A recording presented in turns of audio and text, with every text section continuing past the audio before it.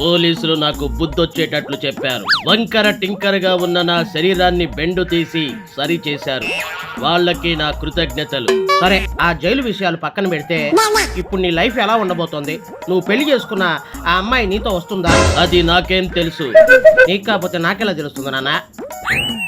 అయినా నేనిప్పుడు ఆ పాత విషయాలన్నీ గుర్తు చేసుకోదలుచుకోలేదు.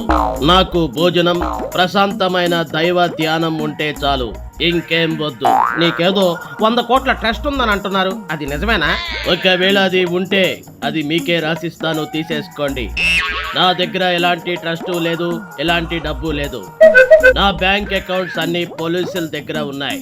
కావాలంటే వెళ్ళి వాళ్ళని ఎంక్వైరీ చేసుకోండి. ఏంటి నాన్న నువ్వు ఇంత సౌమ్యంగా మారిపోయావు? అప్పట్లో పోలీసుల్ని ప్రజల్ని బండబూతులు తిట్టిన అఘోరి సీనుగాడివేనా నువ్వు? అప్పుడు నేను ట్రెండ్ అవ్వాలని, నాకు ఎదురు లేదని, నన్ను ఎవరు ఏమీ చేయలేరని అహంకారంతో పిచ్చి పిచ్చిగా ప్రవర్తించాను.